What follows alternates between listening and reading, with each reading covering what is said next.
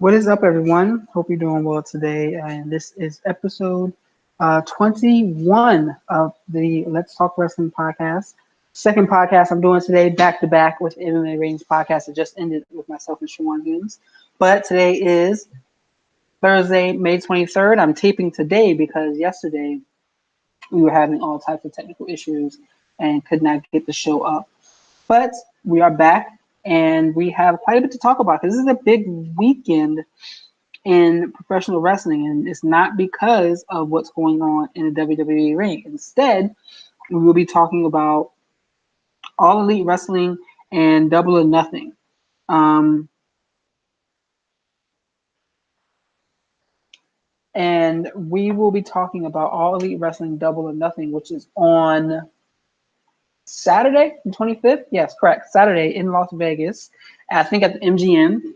And there's something to kind of look forward to there because this is a pretty interesting moment in the industry because I'm just going to go ahead and say it, for the industry itself, I think it's best to hope that this show is successful. We want to talk about that for a little bit today. I want to talk about the card itself. I do want to do a little bit of a preview there, but there's a lot to really take away from this weekend. But we're also going to talk about, excuse me, for a second, we're also going to talk about the WWE for a second, and I want to talk about that 24/7 championship that was introduced this past week. I'm not going to dive into Money in the Bank because I'm sure everyone's kind of talked about that already, and I did not get to do my recap show on Sunday, but I do plan on those in the future, and kind of dive into what we are looking for. Let's see if I can find AEW. I'm going to show the event. Let's see, Double or Nothing, which is okay. Let's talk about this card here. Okay, so first I want to talk about why this card is important, and it's important. And we, as not only me as a content creator who talks and writes about wrestling, but the wrestlers themselves as independent contractors, the fans, everyone involved needs the show to be successful. And the reason being is because more competition breeds opportunity. Many people who watch professional wrestling also watch movies or enjoy video games. Think about living in a space where there was only one video game creator, where all you had was the Sony PlayStation 4 and all you were allowed to purchase were games by Sony. There would be no reason for groups to continue to push the envelope, come up with something creative, build something new. And there's a lot that we will be missing out on. There's probably a lot of gaming moments that we've never had. A lot of movie moments that we've never had. There wasn't such thing as competition in competing studios. That is why it's important for us to find a way to create competition in professional wrestling. Yes, we have New Japan Pro Wrestling. We have Ring of Honor. We have multiple other independent organizations that are still growing and are still big in wrestling. But we need a North American promotion that can make that can push the WWE to be better. We don't know if All Elite Wrestling can be that organization right this moment, but we do know that they're willing to try, and we do know that they are going to bring the dollars behind that effort, which matters. They just announced their television deal with a TNT that's supposed to start in September or October, I believe, which is going to be big because TNT, they have experience when it comes to professional wrestling. So it'll be interesting to see how they leverage this new opportunity and bringing the content back. But before we even get to that point, we have Double or Nothing, which is this weekend. And the event from a sales standpoint has been pretty important because they sold out rather quickly. The event sold out 4 minutes after going on sale, And I think today I saw a social media post that they are releasing some additional tickets for the MGM Grand Garden Arena to open up additional seats. There's been some slight, I guess, I don't want to use the term controversy, but some slight conversations around um, the price point for the pay per view this weekend. I've seen everything from, uh, I think $50 basically saying that was too much. So that's a conversation point that's going to continue to rage over the next few days. But and I'm actually going to talk about my level of excitement for it if I'm going to purchase the show, and there's a reason why I want to talk about that separately. But that is a major talking point as well heading in to this weekend, and I want to kind of dive right into the card and talk about.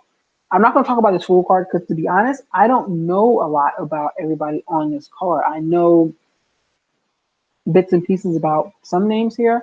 Haven't seen too many Kenny Omega matches. Obviously, I know Chris Jericho. Same thing with everybody else on this card. I'm not super familiar with them, but the match that I was most interested in is no longer occurring, and that is the match between Hangman Page, Adam Hangman Page, and Pac, formerly known as Neville in the WWE. And the reason why this is it's concerning to me for multiple reasons, and it's mostly upsetting as well because, hey, like I said, this was the match I was looking forward to the most. Neville had or Pac has been a beast even before he left WWE. He was I knew. I mean, he was one of my favorite wrestlers at the time. I used to get into frequent social media debates about who I would take and over other stars that were coming up from NXT at the time, and Neville was always my top guy.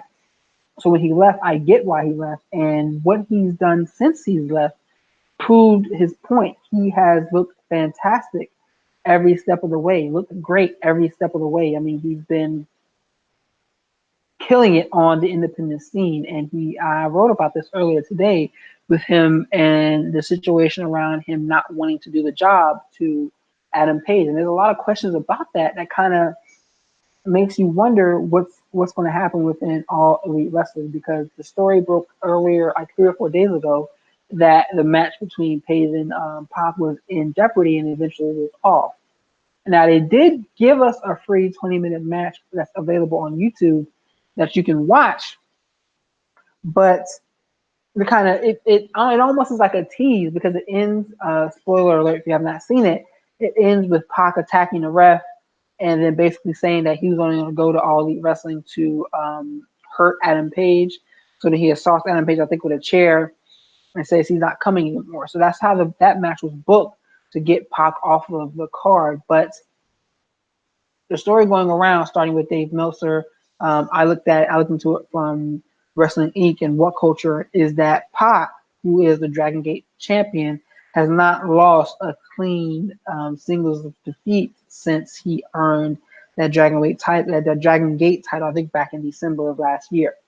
And in being that champion, he's done such things. I think he wrestled to a time limit draw against Zack Sabre Jr. or he's either had a time limit draw against Zack Sabre Jr. or he got DQ'd in that match. Same thing with Will Ospreay. So he's going up against other big names, and I think he had a DQ against Walter recently too.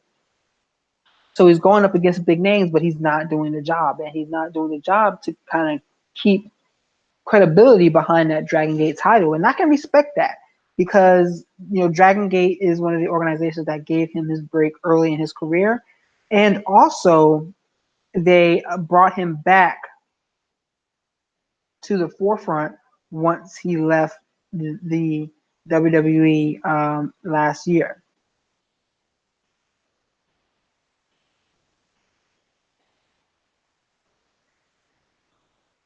Once he left the WWE, he was actually off of the television in 2017. But let me see something real quick.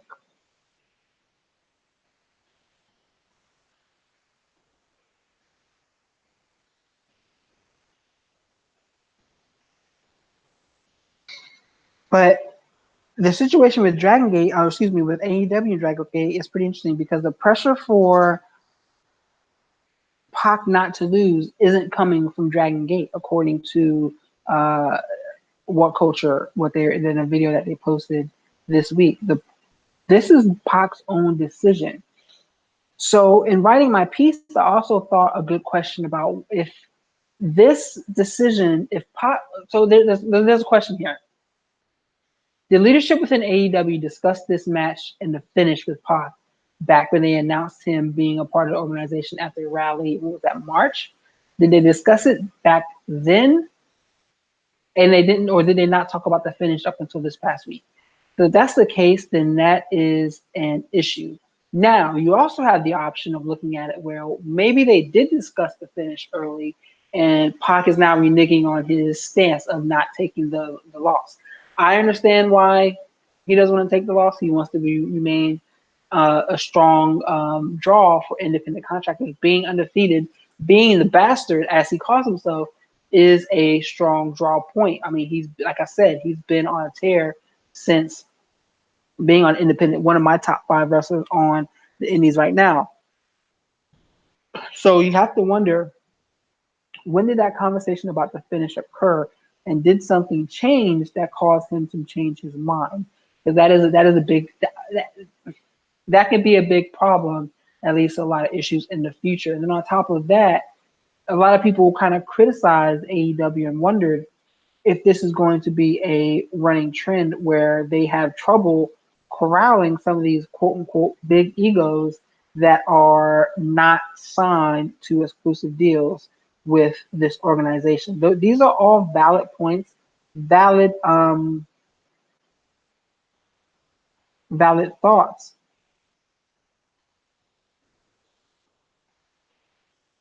These are all valid points and valid thoughts that need to be addressed.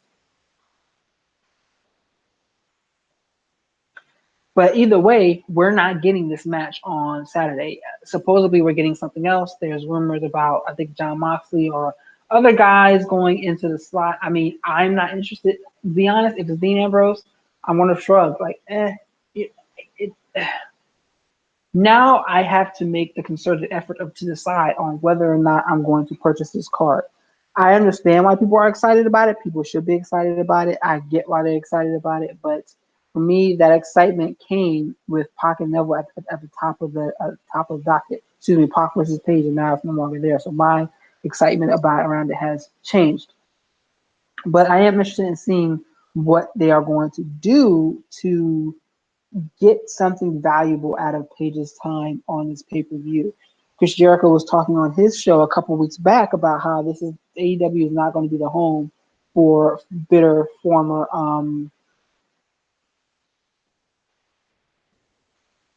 bitter former WWE wrestlers. Like, that's not, this AEW is not the place for that. So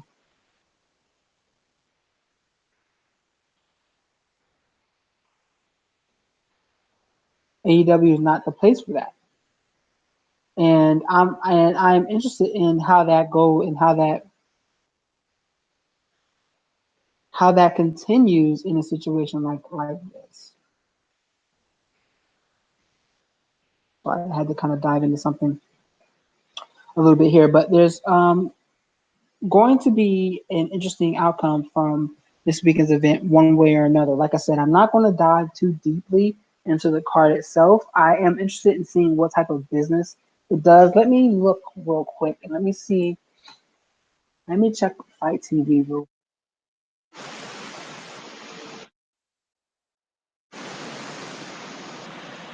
Let me check Fight TV real quick. Let me look at my app and see. Um, so Starcast, the full pack is being sold for $60. Let's see.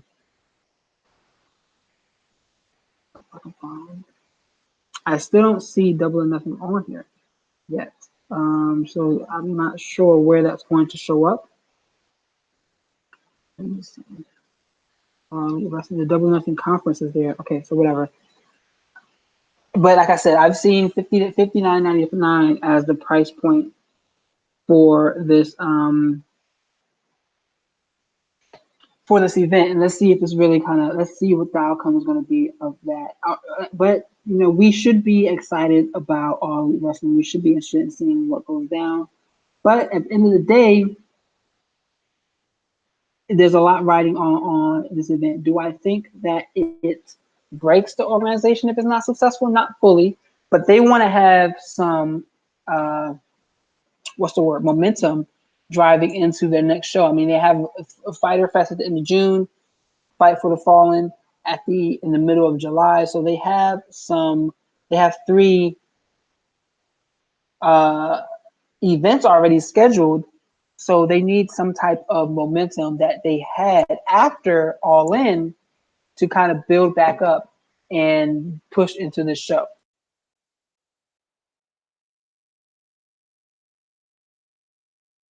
There was an interesting conversation point on this week's Wade Keller show, if you haven't listened, about how the the viewership for Being the Elite has dropped off. And I'm not saying that that is an indicator that interest in All Elite Wrestling has waned, but I wonder what that's going to look like for pay-per-view buys this weekend. I do wonder what that is going to look like and what type of impact that's going to have, because we've seen viewership across professional wrestling I don't want to say going down, but definitely within the WWE. So let's look at that and let's see what happens. But like I said at the top of the show, am I excited for what's going down with All Elite Wrestling this weekend? Moderately. Am I going to watch? I'm still on the fence. I was totally going to watch just for the Pac and Paige match, but I'm looking forward to seeing what happens here, and I am not counting it out at this point in time. So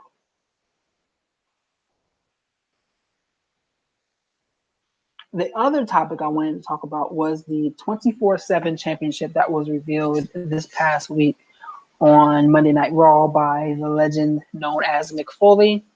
And I'm interested. This is intriguing to me because again, like I said a couple back when I was talking about the Firefly Funhouse, is that we continue to ask WWE to do something different, to give us something different. We want to see something creative. This is something creative, in my opinion. I think that it, in the social media state of professional wrestling, people are quick to get mad, quick to get upset, quick to yell and scream, say, this is whack, this is this, that, and the other.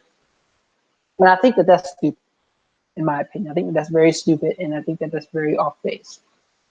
I think that we are going to see some comedy wrestling, some comedic points in this 24/7 championship. And what I've been seeing with it so far right now, the introduction of it was whack. The introduction of it was stupid. But R-Truth has been gold. And I hate, I've always ragged on him because he's always played, like, in my opinion, the minstrel show type of character for wherever he was, actually, because he danced and rapped in other organizations too. But he's playing a character right now that is enjoyable, for lack of a better term. And his pairing with Carmella has made her more interesting as well too. So I'm intrigued to see what is going to happen with this, and I'm going to be the first person to call it. I think Carmella is going to be the one that steals the title from him, and she's going to become the first woman to hold the 24/7 belt. And this is going to be how we slowly but surely reintroduce men and women being in the ring together in a physical, competitive fashion within WWE television. They've kind of batted the idea around. It hasn't kind of gotten off the ground yet. You saw Nia Jax in the men's rumble on back in January, but let's see what this matter looks like, because I think this is the path to get there. They're going to have some comedy skits, comedy segments, and we're going to see some men and women get into altercations here. But I think that Carmella is going to be the first one to take that title off of R-Truth. So, but I am happy that the WWE has tried something different, that they're doing something a little different with this this title here. The verdict is still out, as with everything that we see them do. The verdict is still out, but let's hope that we get the best of this and we're not disappointed when things are all said and done. So the final talking point I wanted to kind of hammer home today was a reference to Brock Lesnar winning the Money in the Bank on Sunday. And like I said, I wasn't going to do a full dive into this weekend's action, but this piece did deserve a talking point because the initial outcry was uh, anger. And I get why that was so, because you had Randy Orton, Ricochet, Ali, who else was in the card? Finn, Almas, Baron Corbin, and Drew McIntyre after killing themselves, putting on a great match, a great Money in the Bank ladder match. And you had Lesnar walk down, oddly enough, in his gear and just basically take the last spot. Now, we don't know if Braun was like Braun's injury. I don't know if that's true, if that's why he got pulled out of the card, pulled out of the match for Brock, but this is what we have. And yes, Lesnar is a part timer. He's been booked to act like he hates wrestling, to act like he hates the fans, and that he's just doing this to cash a paycheck. That's the way WWE has booked him. I don't believe that that's the truth to how he feels about the sport, but that's definitely how he's been booked and has put this situation in a negative, harmful light. It's already been announced that he's going to face Seth Rollins at the WWE Super Show, which is the next trip to Saudi Arabia. So they haven't announced that in on the show in storyline, but they've already announced that through other avenues such as their social media channels. So we know that the briefcase is going to be turned in there. I don't know. At first glance, yes, it would have been interesting to see someone like Ali or Andrade having the briefcase and putting themselves in a position for a huge pop as when they would cash it in and win. Hopefully, that would be the outcome of that. But I think that the fact that this is something different, we should be interested in looking to see where this goes. I do have the same concern though, that I think that people like Finn, like Andrade, like Ali, like some of the others are going to kind of just be pushed, are going to kind of, excuse me, are going to find themselves marginalized once again. But that's nothing. But that's nothing new within WWE. That's always been the case. But I think that putting the briefcase on Lesnar creates a situation where creative has to be more creative with some of these other guys.